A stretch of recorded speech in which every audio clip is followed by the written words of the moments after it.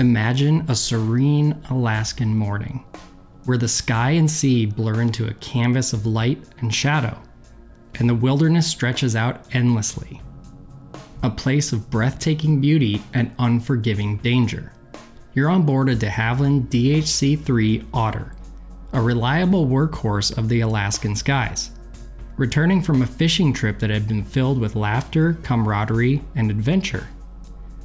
Among the passengers is a figure whose name is synonymous with Alaska, U.S. Senator Ted Stevens.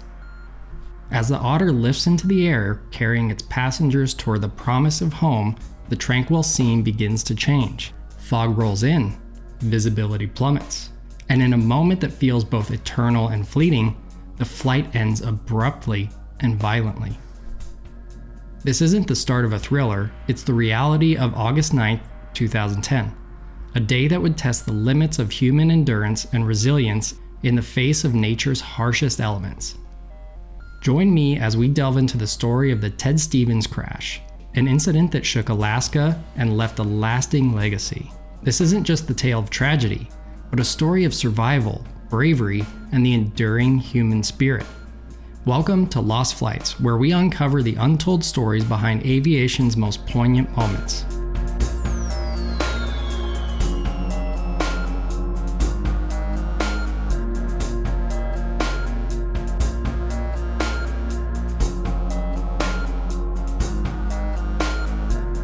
Alaska, often called the last frontier, isn't just the largest state in the US by area.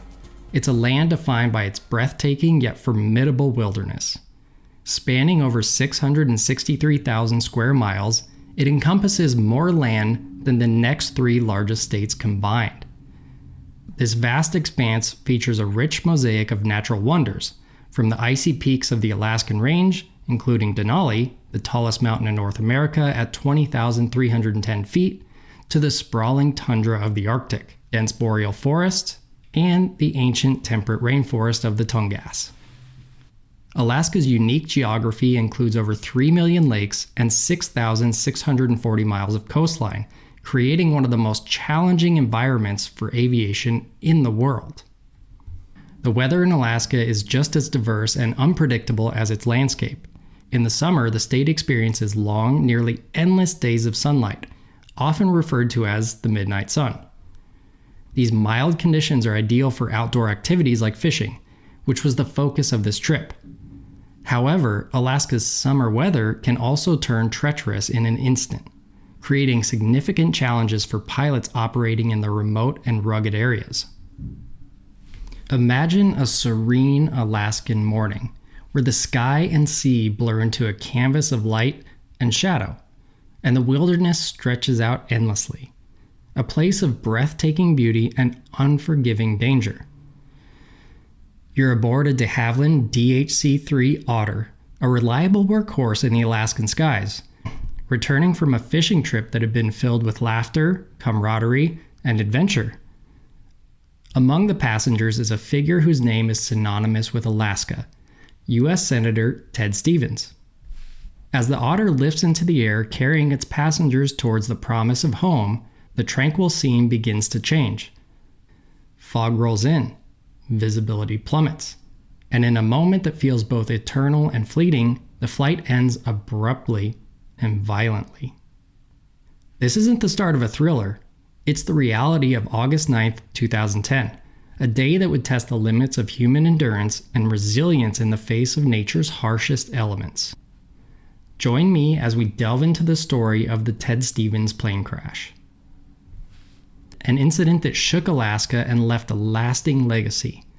This isn't just a tale of tragedy, but a story of survival, bravery, and the enduring human spirit. Welcome to Lost Flights, where we uncover the untold stories from aviation's most poignant moments. Alaska, often called the last frontier, isn't just the largest state in the US by area. It's a land defined by its breathtaking yet formidable wilderness. Spanning over 663,000 square miles, it encompasses more land than the next three states combined. This vast expanse features a rich mosaic of natural wonders, from the icy peaks of the Alaska Range, including Denali, the tallest mountain in North America at 20,310 feet, to the sprawling tundra of the Arctic, dense boreal forest, and the ancient temperate rainforest of the Tongass. Alaska's unique geography includes over 3 million lakes and 6,640 miles of coastline, creating one of the most challenging environments for aviation in the world. The Alaska weather is just as diverse and unpredictable as its landscape. In the summer, the state experiences long, nearly endless days of sunlight, often referred to as the midnight sun. These mild conditions are ideal for outdoor activities like fishing, which was the focus of this trip. However, Alaska's summer weather can also turn treacherous in an instant, creating significant challenges for pilots operating in this remote and rugged area. Dense fog is a frequent hazard, especially near bodies of water like rivers, lakes, and the coastal regions. This phenomenon, often exacerbated by temperature inversions, can reduce visibility to mere feet, posing significant risks for pilots, especially those flying under VFR rules, visual flight rules. Rainfall in Alaska's summer months can range from a light drizzle to heavy downpours. Persistent rains, especially in the coastal and mountainous regions, can obscure visibility, creating slick conditions for landing on unpaved or makeshift runways. While summer temperatures are mild at sea level, higher altitudes bring dramatic drops in temperature. Nights can still feel chilly, with frost possible in the northern and interior regions. This variability can affect aircraft performance, especially in piston engine planes. Mountainous terrain like that near Dillingham where the crash occurred is notorious for creating sudden and unpredictable wind patterns. These conditions, often referred to as mountain waves, can lead to severe turbulence that tests even the most experienced pilots. Flying in these areas requires exceptional skill and constant vigilance. The crash, like I said, occurred near Dillingham in southwest Alaska, a region renowned for its remote beauty and demanding flying conditions. Nestled in the Bristol Bay Area, the location is famous for its world-class salmon fishing, which was the purpose of this trip. The terrain here is a complex mix of mountains, tundra, and lakes. The nearby Aleutian Range features rugged peaks often cloaked in clouds. These mountains significantly influence local weather, creating unpredictable conditions for aviators. The region is also dotted with tundra and glacier-fed lakes like Lake Nurka and Lake Aleknagik. While stunning, the lack of flat, open spaces offers few options for emergency landings in the event of trouble. And rich in wildlife but sparsely populated, this remote area adds a layer of complexity to rescue operations, with vast distances to medical facilities and harsh environmental conditions. August in Alaska is a transitional period. While the days are still long and the weather relatively mild, the season brings unique risks alongside its beauty. Sudden cold fronts, dense fog, and rain are common this time of year, with weather shifting unexpectedly. These conditions played a key role in the events this day. August also marks the height of Bristol Bay's salmon fishing season, drawing visitors from across the world to the remote region. There's a lot of wildlife here too. These salmon runs spur increased wildlife activity, but on this day, it was the human element, the pilot and passengers, who faced the greatest risk. The DeHavilland DHC-3 Otter, or simply the Otter, is an aircraft that embodies the spirit of adventure and utility, qualities that make it invaluable in challenging environments like Alaska. This aircraft played a critical role in the events this day, and understanding its design and capabilities sheds light on the importance in Alaska's aviation history. The Otter is a single-engine, high-wing, monoplane STOL, or short takeoff and landing, aircraft. It was produced from 1952 to 1957, with Viking Air reviving its production of a turbine-powered version in the 2000s. This plane specifically was built in 1957. Originally powered by a Pratt & Whitney R1340 Wasp, a 9-cylinder air-cooled radial piston engine producing around 600 horsepower. Many of them have since been retrofitted with a modern turboprop engine, like the Pratt & Whitney PT6A, which improves performance and reliability. The cruising speed is about 105 knots, or 120 miles an hour, and the range can go up to 920 nautical miles depending on the load and configuration. The service ceiling is 18,000 to 20,000 feet, but they're typically operated at much lower altitudes due to their role in bush flying. The capacity is configurable for up to 10 passengers, though many configurations optimize for cargo over passenger space. The Otter was purpose-built for operations in remote and rugged areas. Its short takeoff and landing abilities allow it to access airstrips, gravel bars, and other unprepared surfaces where conventional runways are unavailable. This is a common necessity in Alaska's bush flying. This aircraft can operate on a variety of surfaces including gravel, grass, ice, and water when equipped with floats or skis. Its adaptability has made it a workhorse for Alaska's remote communities and industries. The Otter's airframe is built with high-strength aluminum alloy, offering durability and a lightweight structure. This balance allows it to withstand the stresses of rough landings and harsh conditions typical in the Alaskan wilderness. These planes were originally equipped for VFR operations, but today many Otters have been retrofitted with advanced avionics to include GPS navigation, autopilot, and other tools to aid in instrument flight rules, or IFR capabilities, which is essential for navigating Alaska's unpredictable weather and terrain. The Otter is a cornerstone of bush aviation in Alaska and Canada. Its ability to transport cargo, passengers, and medical supplies to some of the most isolated places in the world has made it indispensable. The Otter has been a trusted companion for explorers, scientists, and survey teams venturing into the remote territories. Its rugged design and reliability make it ideal for missions requiring both endurance and precision. In addition to the wilderness, the Otter has found some use in passenger transport, skydiving, and firefighting as a water bomber. Its versatility allows it to adapt to various operational demands with ease. The Otter is revered by the pilots who operate them in extreme environments. Its forgiving flight characteristics make it a favorite among bush pilots, earning its near-legendary status. The aircraft involved in the 2010 crash bore the tail number N455A. This specific Otter had been modified with a turbine engine, reflecting the updates that many of these workhorses undergo to extend the service life and improve performance. Its long history of service in Alaska underscores the region's reliance on aviation for connecting remote communities. In Alaska, the Otter represents more than just an aircraft. It's a lifeline. It symbolizes the freedom and ingenuity required to live and thrive in some of the harshest, most remote areas on Earth. Its versatility and durability have ensured its place in the history and culture of Alaskan aviation. The Otter is a testament to the resilience of Alaska's aviation culture. While its design allows it to conquer the wild, the 2010 crash revealed the limits of even the most robust aircraft when faced with Alaska's formidable environment. Its story serves as a reminder of both the opportunities and dangers of flying in Alaska. The day before the crash was filled with leisure and camaraderie, set against the backdrop of Alaska's vast wilderness. The group, under the leadership of Senator Ted Stevens, had immersed themselves in the natural splendor of Lake Nurka. This area, located at the heart of the Bristol Bay region, is renowned for its pristine waters teeming with salmon, making it a haven for anglers and nature enthusiasts. On board the Otter were 9 individuals, a mix of family, friends, and colleagues, and a seasoned pilot. Each carried their own story, purpose, and connection to the Alaskan wilderness, and each would face one of the most harrowing experiences of their lives. First, let's talk about U.S. Senator Ted Stevens, also known as Mr. Alaska. He was a towering figure in Alaskan politics and a revered advocate for the state's development.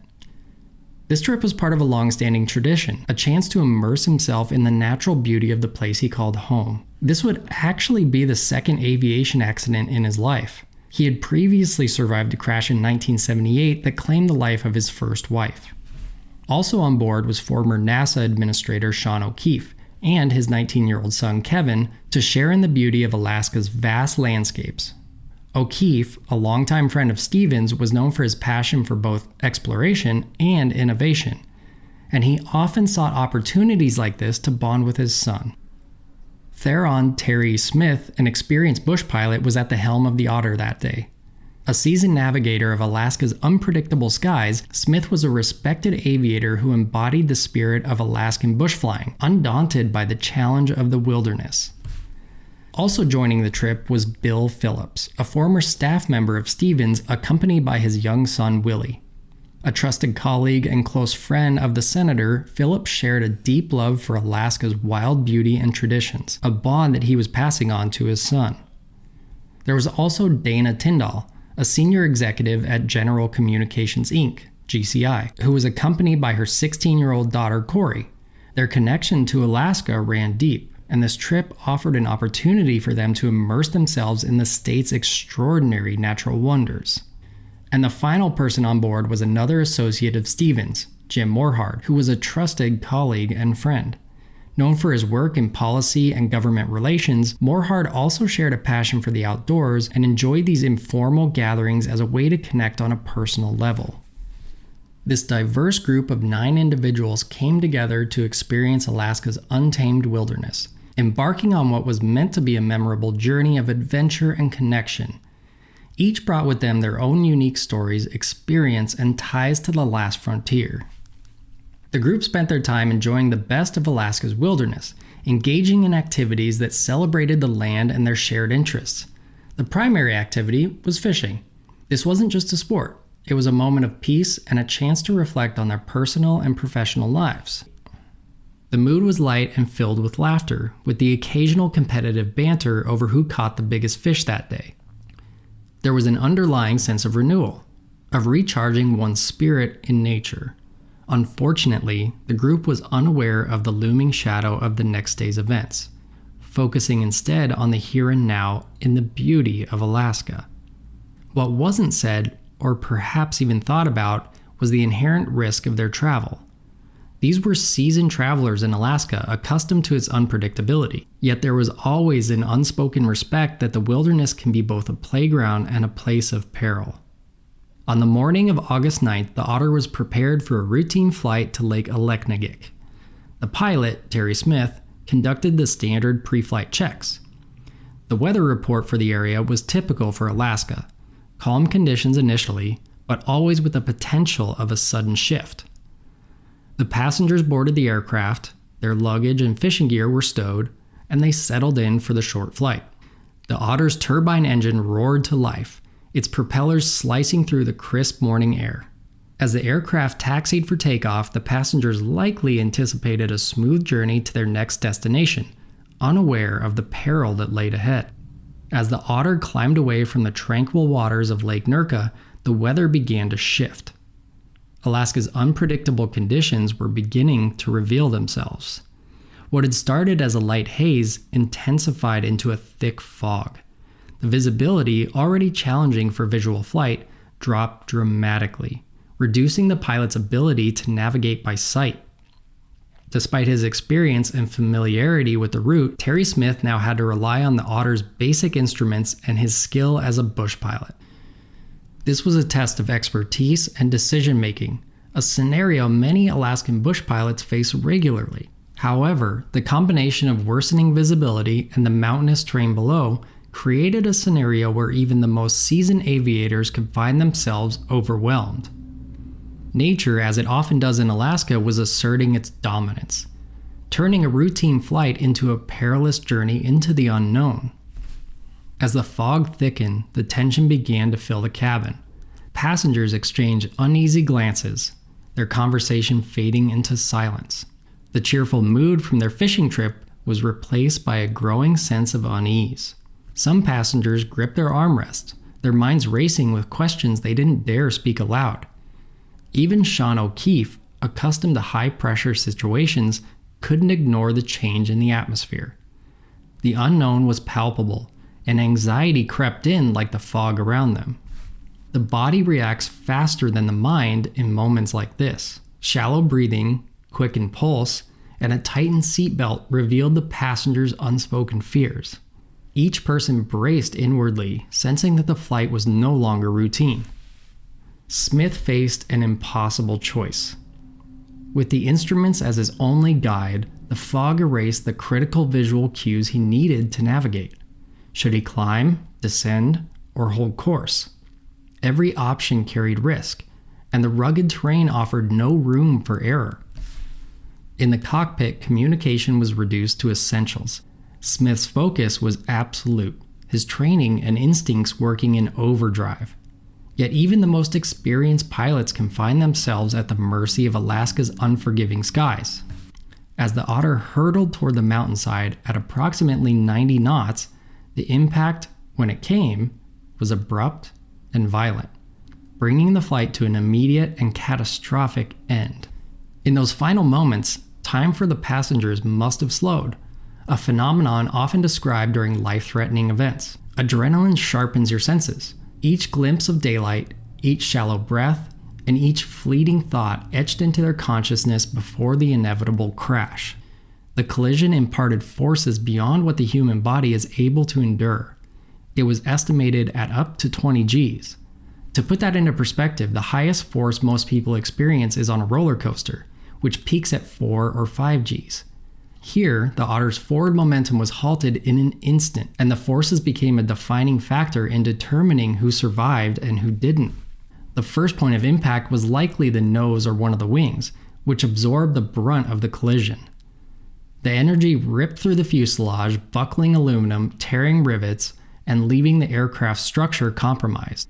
The Otter, a workhorse in the skies, was no match for this immovable mountain. The interior of the aircraft became a whirlwind of debris. Anything not secured, gear, personal belongings, became a lethal projectile. Seatbelts saved lives, but could only do so much. Some passengers were held back, others thrown forward, and in the chaos, breaches in the fuselage exposed them to the harsh elements. After the cacophony of the crash, the screech of metal, the breaking glass, the roar of destruction, there came an unsettling silence. The once familiar hum of the engines was gone, replaced only by the howling Alaskan wind. Time seemed to stop as the survivors grappled with the gravity of what had just happened. Then came the sounds of survival, the groans of the injured, the calls for help, and the rustling of movement as those still alive attempted to free themselves from the wreckage. In that moment, survival instincts took over, driving them to act despite of the pain and chaos. The environment added a whole nother layer of peril. The chilling wind bit at exposed skin, and the unforgiving cold quickly set in, making survival an even greater challenge. The survivors understood that their flight wasn't over. Now, they had to battle both injury and the elements. This moment of impact, though brief, marked a stark divide in the lives of those on board, separating everything they knew into before and after. When the Otter failed to arrive at its destination, concern quickly mounted, sparking a search that would test the limits of human resolve. The rescue effort wasn't just about logistics, it was a desperate race against time. In Alaska, delays are common, often due to unpredictable weather conditions or the remote nature of the area. For the first few hours after the Otter's failure to arrive, cautious optimism lingered. Perhaps the group had been delayed by a mechanical issue. Calls and messages went out, but as time stretched on, optimism gave way to growing alarm. Search efforts were quickly mobilized. Local air traffic controllers, family, and friends of those on board coordinated to help locate the missing aircraft. In Alaska, where aviation serves as a lifeline for remote communities, the disappearance of a plane isn't just professional, it's personal. Many of the searchers knew those on board, and their determination reflected the tight-knit spirit of Alaskan communities. The moment the Otter came to its violent halt, the survivors were thrust into a harsh and unforgiving environment. Injured and disoriented, they faced not only the physical aftermath of the crash, but the merciless Alaskan wilderness. Survival became a visceral, instinctive-driven battle, a test of endurance and human resilience in the face of overwhelming odds. Adrenaline surged through the survivors, dulling the pain of the injuries and enabling movement in the chaos. Their natural response was to check on their family and friends. Sean O'Keefe, drawing on his leadership experience, likely felt the weight of responsibility for himself, his teenage son, and everyone else on board, focusing on assessing their safety in the critical early moments following the crash. Each survivor instinctively began to check their bodies for injuries. Movement was slow and deliberate, testing for fractures or areas of intense pain. Those with severe injuries like broken bones or head trauma struggled even with the smallest movements. Cries for help punctuated the silence, some strong and desperate, others faint and fragile, as survivors reached out to one another amidst the wreckage. Despite their own injuries, many survivors turned their attention to helping others. Those who could move began dragging the injured away from the unstable parts of the fuselage, shielding them from further danger. The scene was one of chaos mixed with acts of compassion, as survivors pooled their strength to stabilize the injured and provide comfort. The survivors quickly recognized they needed to shield themselves from the elements. Using pieces of the aircraft, they constructed makeshift shelters to block the wind and rain. For those unable to move, this effort became even more urgent, as exposure to the cold and wet conditions could quickly lead to hypothermia. Every piece of wreckage became a valuable resource in this fight for survival. Without blankets or additional clothing, survivors improvised insulation by tearing apart seat cushions and layering whatever materials they could find. They huddled together to conserve body heat and drew strength from each other. Sean O'Keefe and his son might have shared quiet moments during this time, a father's resolve steadying his son's nerves amid a grim reality. With no medical supplies, survivors relied on ingenuity to tend to injuries. Seatbelts became tourniquets, while metal fragments from the fuselage were fashioned into splints. Clothing was repurposed into bandages to staunch bleeding. Every act of first aid underscored the survivors' determination to persevere in the face of these dire circumstances. The psychological toll of the crash was immense.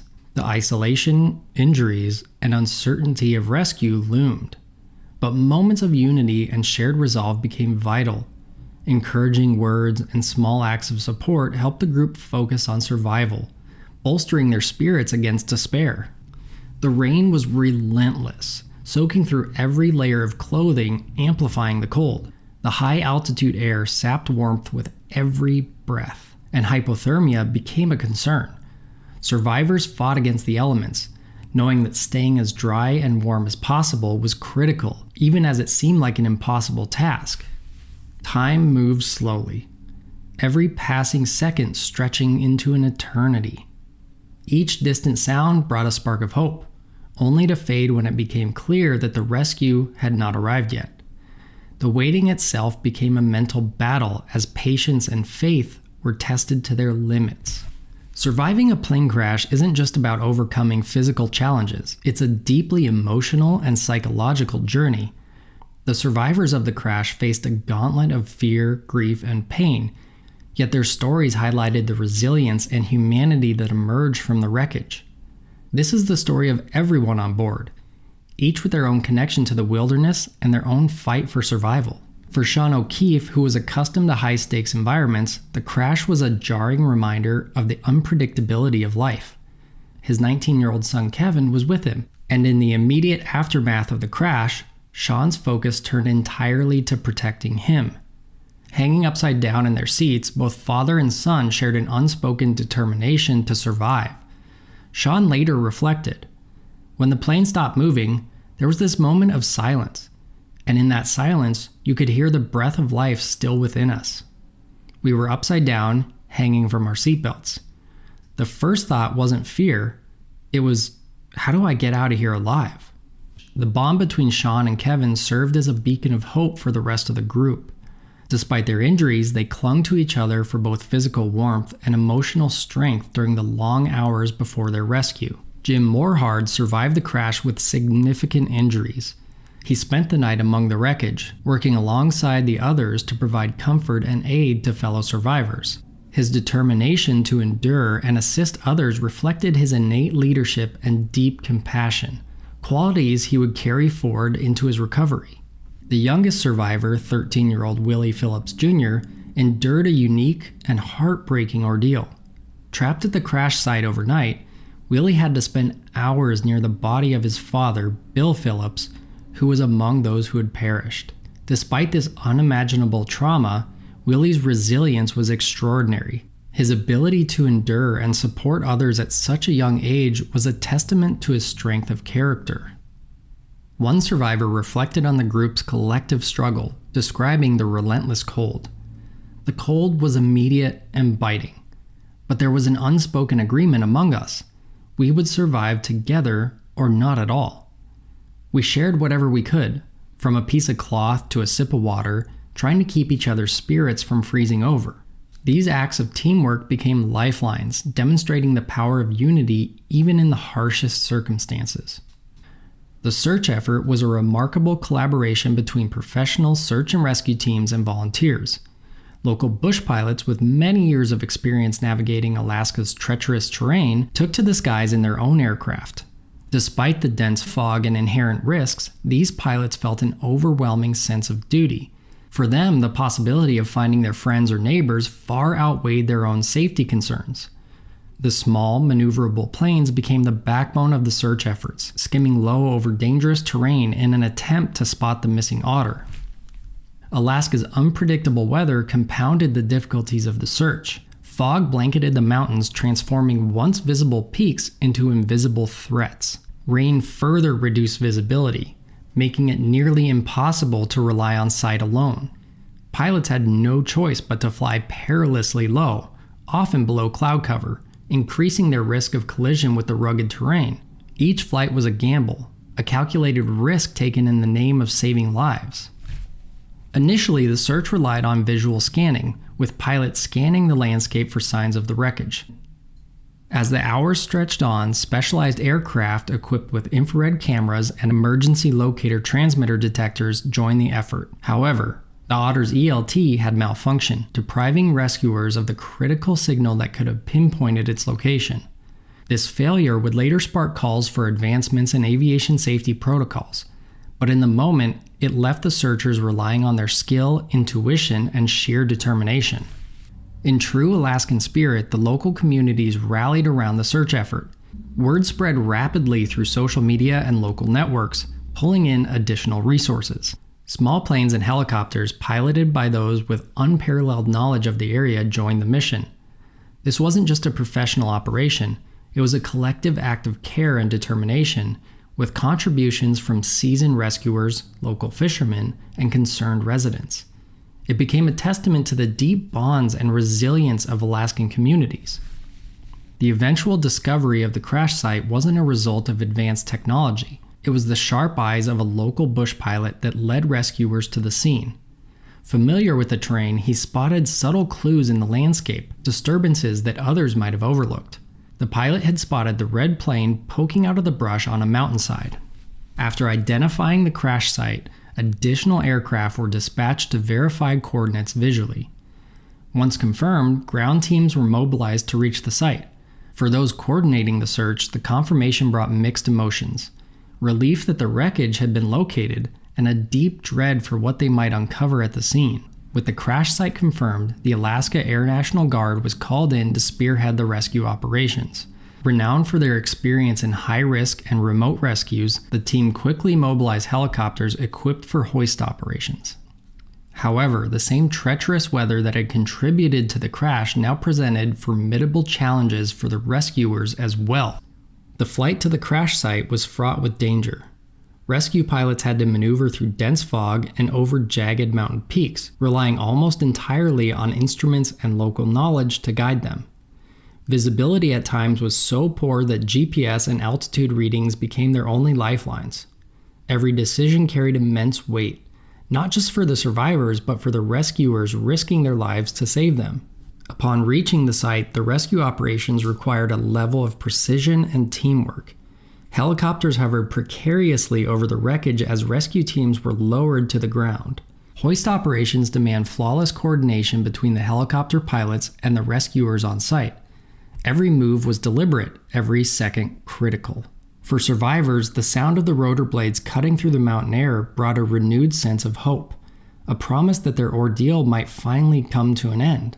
After hours of enduring cold, painful injuries, and the uncertainty, the survivors finally saw their lifeline.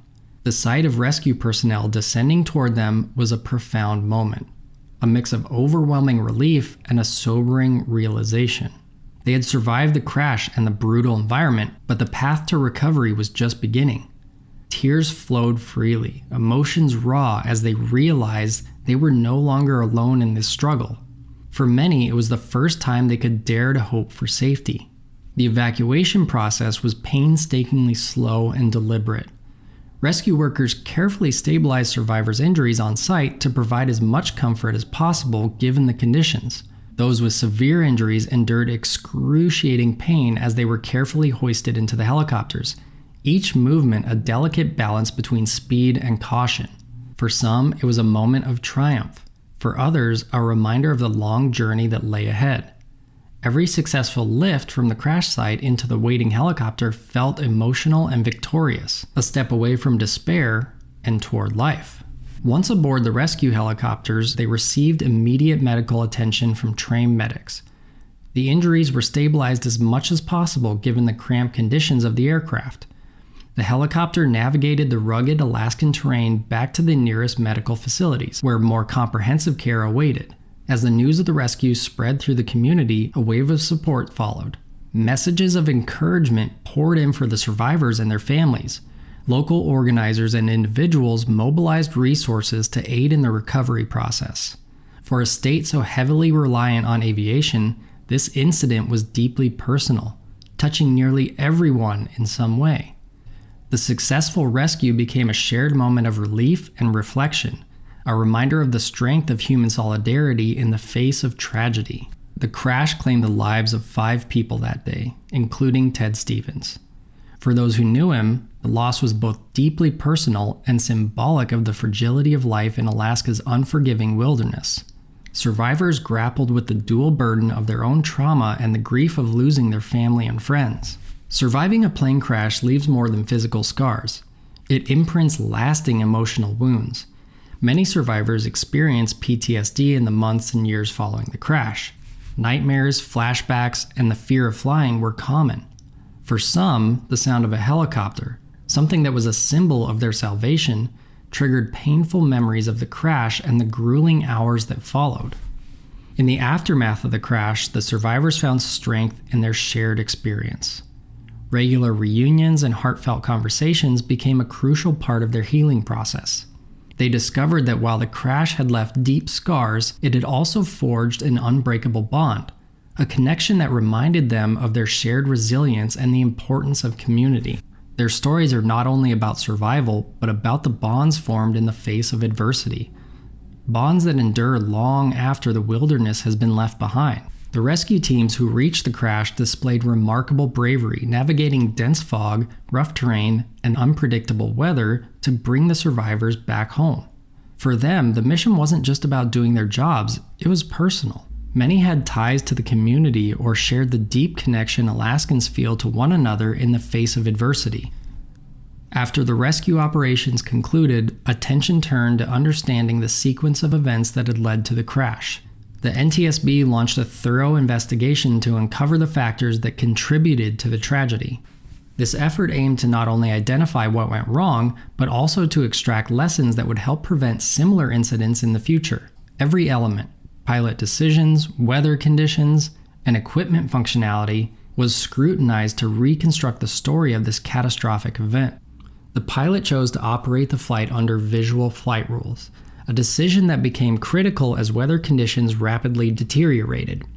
VFR operations carry inherent risks, especially in regions prone to sudden fog and reduced visibility. The investigation found that the pilot had significant experience flying in Alaska, which may have contributed to a sense of confidence, perhaps overconfidence. However, investigators also noted the systemic pressure that pilots often face to complete flights in a state where aviation is not just a mode of transport, but a lifeline for many remote communities. The NTSB emphasized the importance of clearer guidelines for transitioning from VFR to IFR in regions with unpredictable weather like Alaska.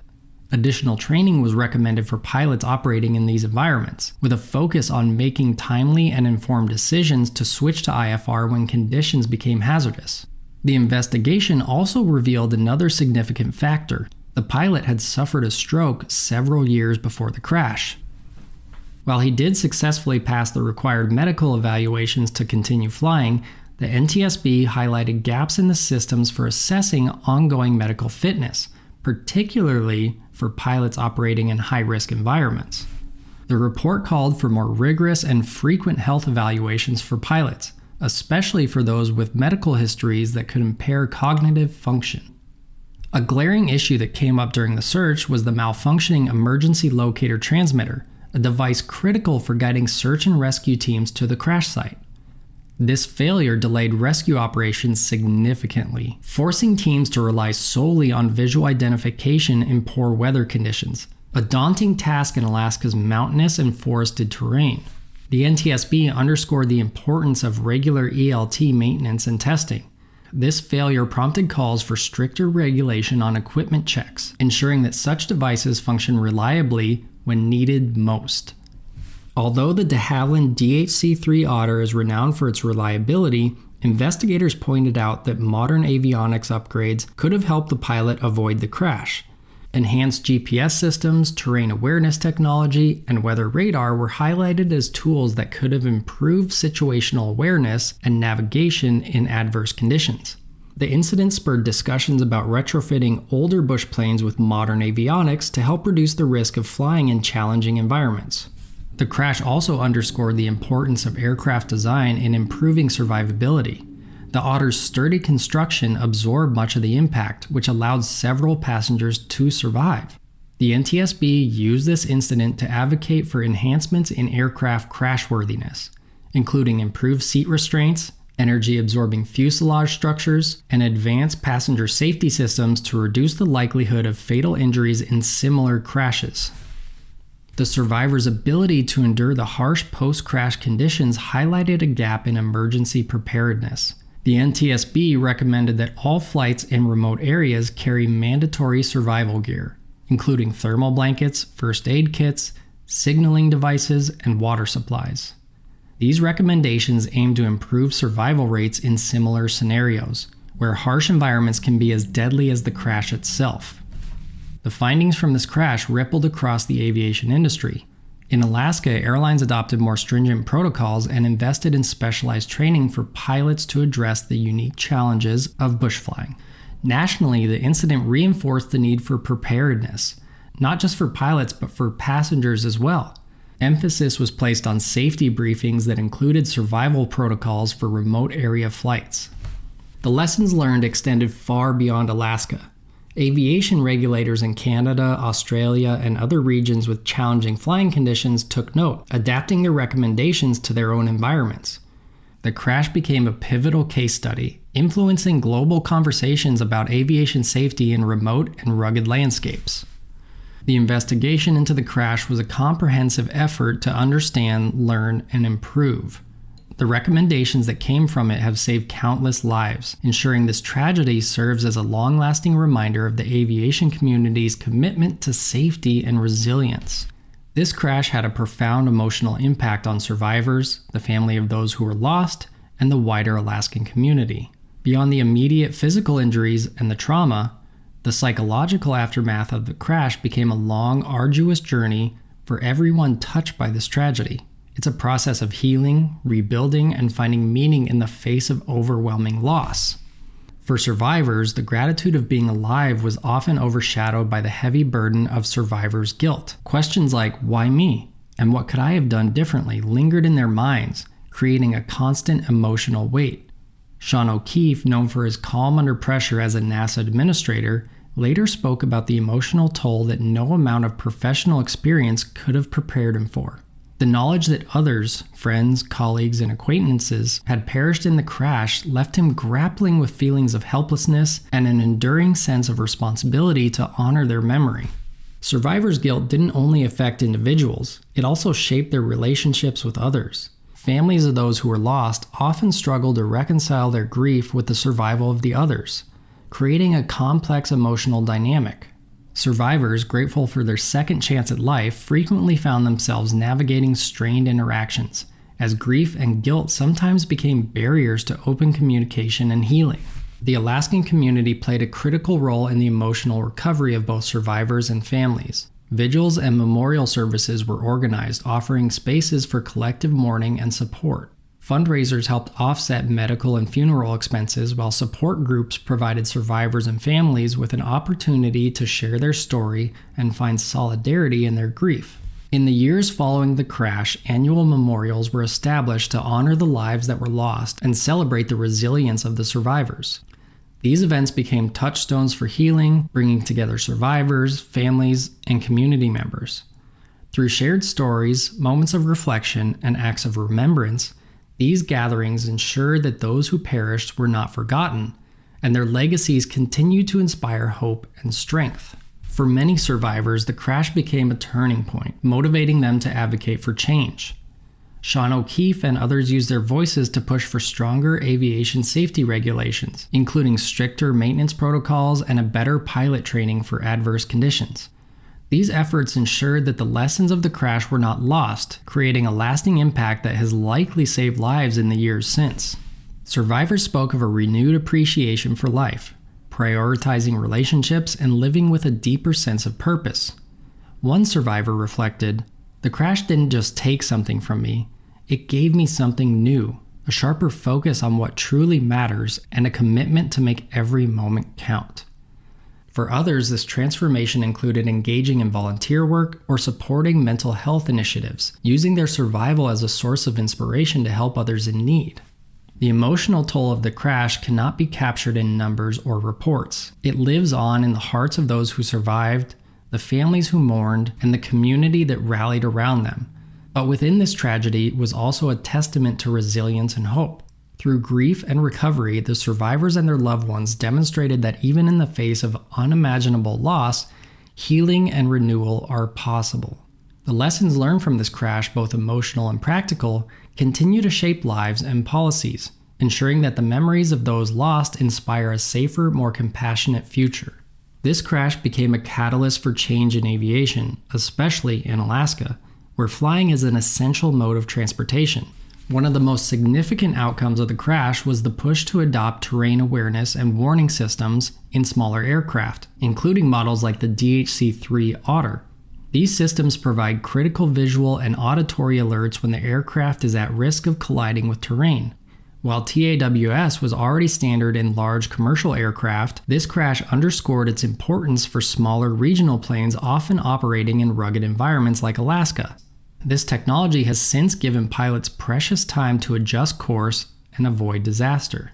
Improvements in GPS technology have revolutionized navigation, especially in remote areas where landmarks are sparse and weather conditions can quickly obscure visibility.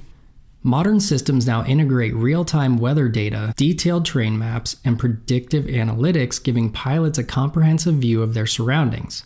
The crash highlighted the importance of these advancements, which have since become more widely available and increasingly standard in aviation. Pilots are now trained to approach flights in remote regions with heightened vigilance, using the crash as a case study to emphasize the consequences of underestimating Alaska's unique challenges. Today, its lessons are woven into aviation training programs, ensuring that new generations of pilots learn from the tragedy. In a state where aviation is a lifeline, the crash brought communities closer together. The event underscored the shared responsibility among pilots, passengers, and rescuers to prioritize safety. It also demonstrated the power of collective action as the community mobilized to support search, rescue, and recovery efforts. This strength and sense of unity continues to resonate in Alaska, where every flight represents a partnership between people and the unforgiving wilderness. In the name of Ted Stevens, scholarships and educational programs have been established to reflect his lifelong dedication to Alaska and its people. These initiatives focus on fields close to Stevens' heart, like aviation, public service, and community development. Through these programs, his legacy continues to inspire and support future generations. The survivors have shown that resilience is more than survival. It's about transforming tragedy into purpose and ensuring that those who were lost are never forgotten. Through their advocacy, achievements, and dedication to remembrance, they've created a legacy that extends beyond the wilderness of Alaska, touching lives far and wide. Thank you for joining me on this journey through the skies of Alaska. If you enjoyed this episode, be sure to subscribe, leave a review, and share it with others. Remember, aviation isn't just about the machines, it's about the people, the risks, and the lessons we learn along the way. Until next time, keep your eyes on the horizon.